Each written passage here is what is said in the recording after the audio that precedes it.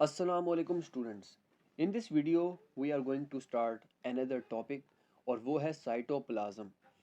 इससे पहले की वीडियो में पार्ट 1 और पार्ट 2 में हमने पार्ट 1 में सेल वॉल के बारे में डिस्कस किया था और पार्ट 2 सेल मेम्ब्रेन के बारे में हमने डिस्कस किया था।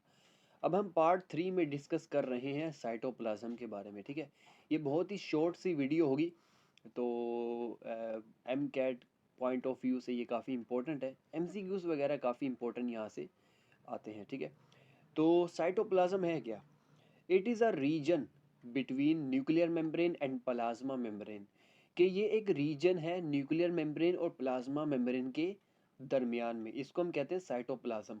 और ये प्रोकैरियोट्स और यूकैरियोट्स दोनों में पाया जाता है। ठीक है, जो डिफरेंस है वो डिफरेंस किस बात का है? साइटोस्केलेटन का और मेम्ब्रेन बाउंड ऑर्गेनेलिस।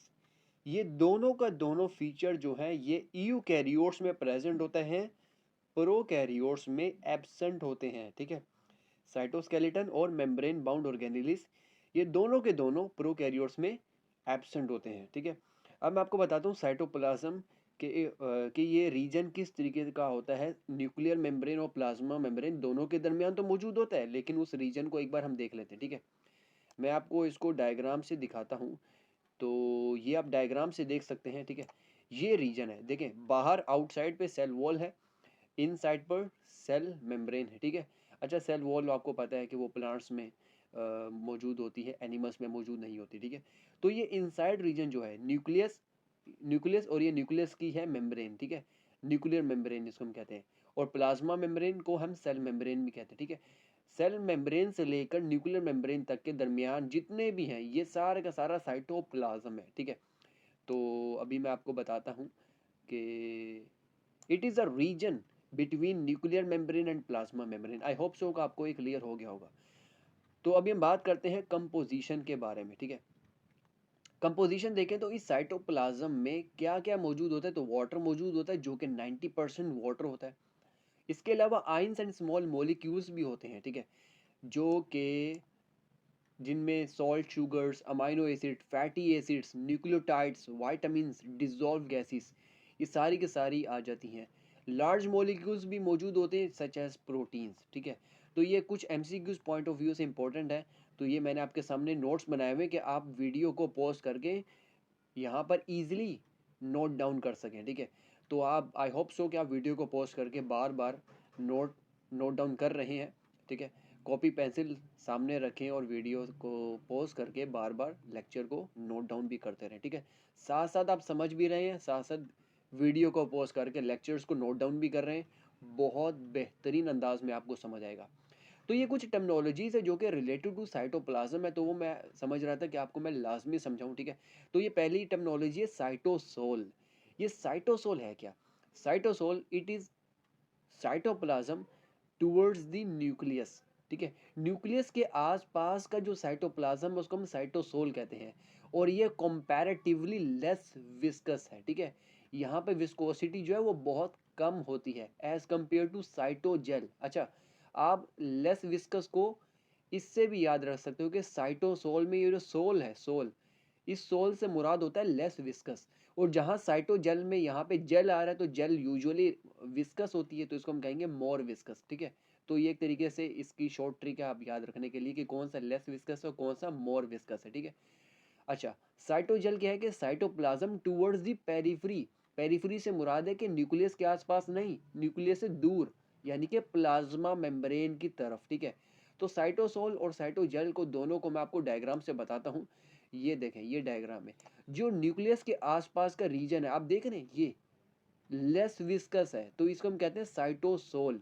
और जो प्लाज्मा मेम्ब्रेन यानी कि सेल मेम्ब्रेन के आसपास का जो साइटोप्लाज्म है जो कि ज्यादा विस्कस है, तो उसको हम क्या कहते हैं? साइटोजेल। ठीक है, साइटोजेल। तो ये कुछ मैं आपको बताना चाह रहा था, कुछ डेफिनेशंस रिलेटेड टू साइटोसोल और साइटोजेल। फिर एक और न्यू टर्मिनोलॉजी है, वो है साइक्लोसिस। साइक्लोसिस है क्या? इट इज अ मूवमेंट, ये एक मूवमेंट है विच इज रिस्पॉन्सिबल। ठीक है, साइक्लोसिस क्या? It is a movement which is responsible for distribution of cell content in cytoplasm. ये साइक्लोसिस एक मूवमेंट है कि जिसकी वजह से सेल के अंदर मौजूद जितनी भी कंटेंट है, जितना भी मटेरियल मौजूद होता है, वो सारा का सारा एक जगह से दूसरी जगह फ्लोट हो सकता है, ठीक है।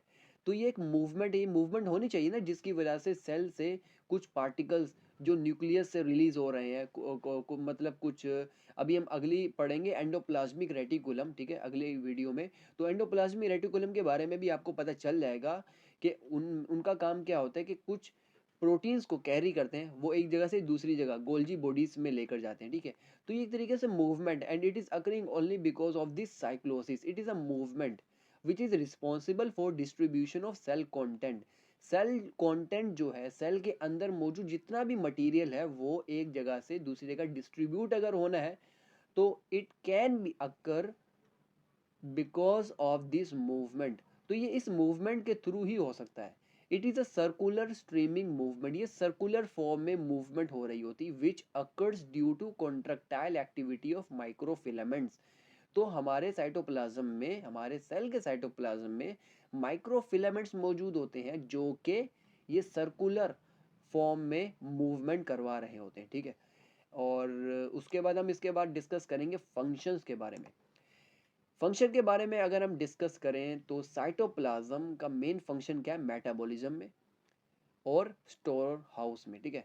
Cytoplasm act as a site of, cytoplasm में ही मेटाबॉलिज्म भी होता है और स्टोर हाउस भी इस साइटोप्लाज्म में ही स्टोर्स होते हैं, ठीक है, स्टोरेज होती है। मेटाबॉलिज्म के वाले से बात करें तो मेटाबॉलिक एक्टिविटी यूजुअली साइटोसोल वाले एरिया में होती है, साइटोसोल वाले एरिया में। यानी कि मेटाबॉलिज्म जो है यहाँ साइटोसोल वाले एरिया में होगा, साइटोजेल वाले एरिया में नहीं होगा। साइटोजेल वाले एरिया में क्या होगा, साइटोजेल वाले एरिया में सिर्फ और सिर्फ स्टोरेज होगी, ठीक है।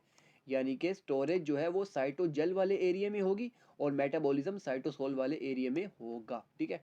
अच्छा, और मेटाबॉलिज्म में हमारे पास प्रोटीन बायोसिंथेसिस होती है, ग्लाइकोलिसिस होती है, ग्लाइकोजिनोलिसिस होती है और ग्लूकोनियोजेनेसिस होती है, ठीक है।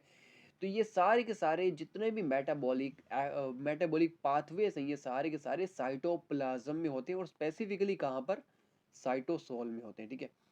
और आखिर में ये डायग्राम मैं आपको बताना चाह रहा था जो कि रिलेटेड, जो कि हमने ऑलरेडी डिस्कस कर लिया साइटोसोल और साइटोजेल के बारे में, ठीक है। तो और ये एक छोटा सा मैंने एक टर्मिनोलॉजी लिखी है प्रोटोप्लाज्म। बाज़ का लोगों को प्रोटोप्लाज्म के बारे में भी नहीं मालूम होता, ठीक है। तो ये प्रोटोप्लाज्म से मुराद होता है कि जिसमें न्यूक्लियस और साइटोप्लाज्म, न्यूक्लियस के अंदर जो प्लाज्म लिक्विड मौजूद होता है उसको हम कहते हैं न्यूक्लियोप्लाज्म, ठीक है।